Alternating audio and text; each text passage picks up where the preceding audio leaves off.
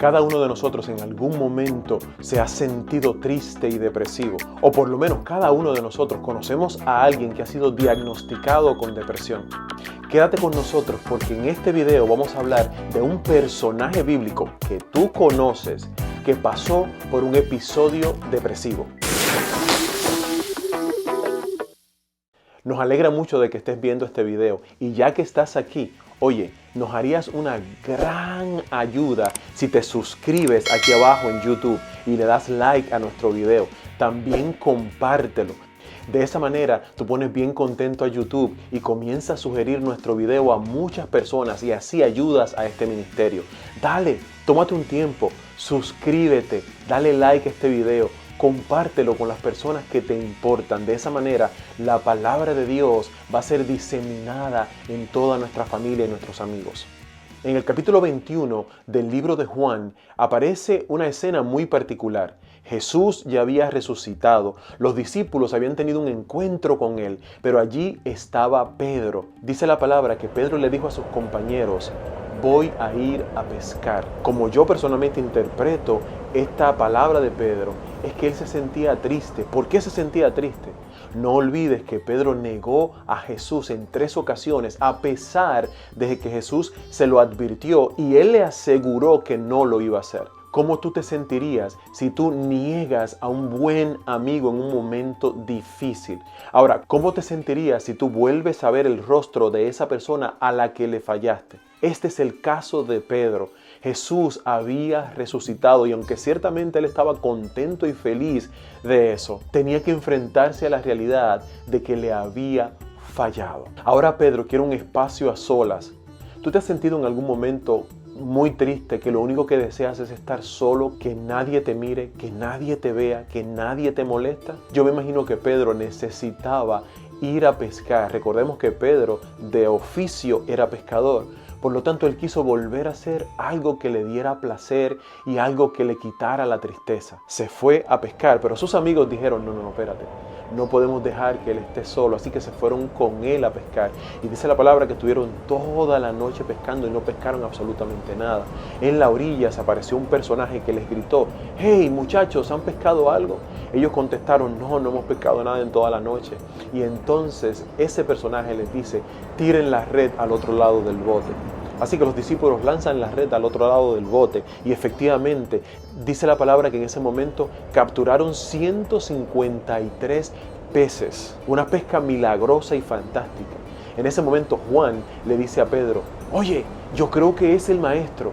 Y cuando Pedro ve la posibilidad de encontrarse de nuevo a solas con el maestro, dice la palabra que se pone las ropas, porque me imagino que ante la frustración de no pescar nada, se había despojado de sus ropas superiores, se las pone, se lanza al lago y nada hasta la orilla para encontrarse con Jesús. Dice la palabra que en este momento los discípulos, Pedro y los demás, encuentran a Jesús cocinando. Dice que había un fuego y que había pan y que había un pescado preparado. Jesús dice: traigan los pescados de ustedes para juntarlos con estos, para yo prepararle comida. Esta escena es maravillosa y es tierna porque presenta a Jesús preocupándose por las necesidades de estos pescadores fracasados. ¿Recuerda la pregunta? ¿Han pescado algo?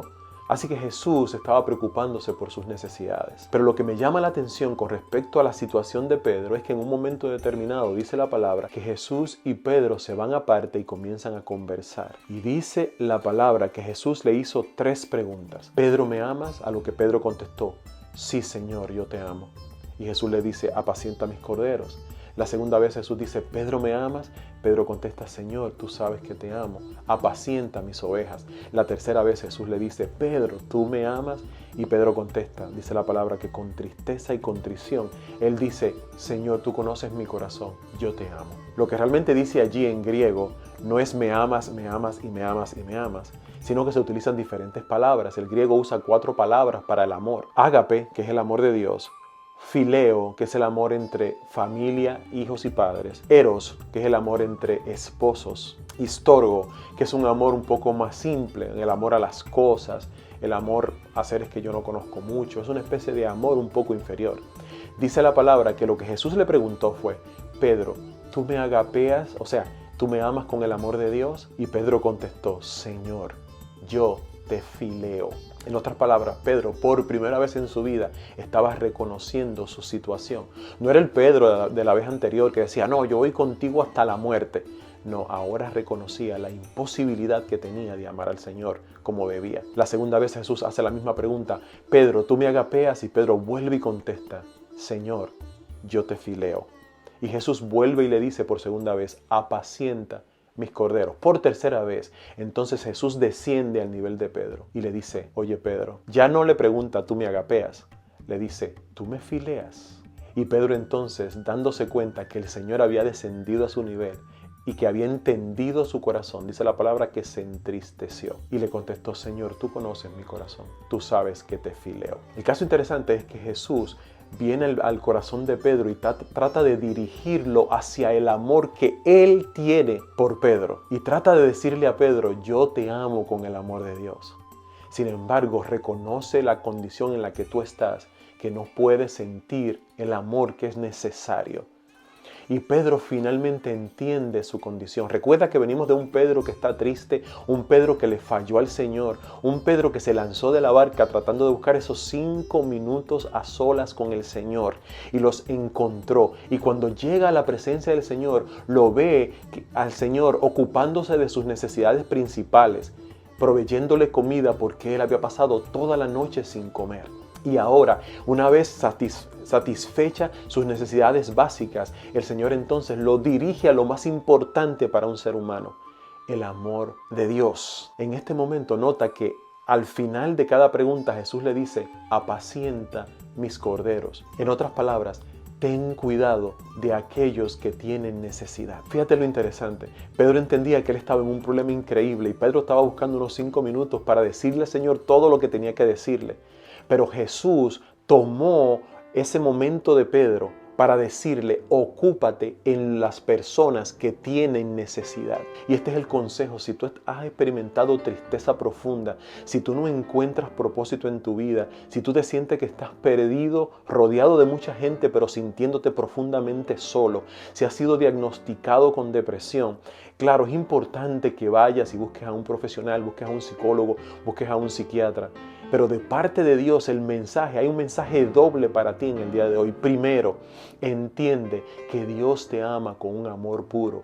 El amor ágape está descrito en 1 Corintios 13. Es ese amor profundo, es ese amor que no deja de amar, es ese amor que es incondicional. Pero el segundo mensaje es, oye, no te fijes tanto en tu condición, no te envuelvas en tu necesidad.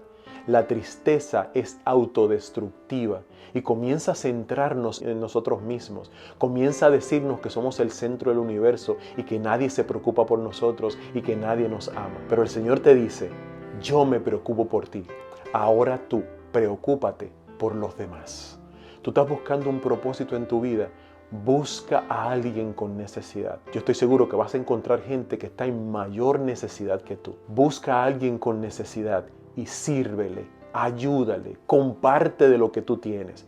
Y te aseguro que vas a comenzar a sentirte mucho mejor. El Señor te dice en el día de hoy, tú me amas. Es probable que tú no ames a Dios de la manera que debes, pero reconoce tu condición. Reconoce tu estado, reconoce tu situación y desde allí dile al Señor, Señor, yo no te amo como tú te lo mereces, pero quiero hacerlo.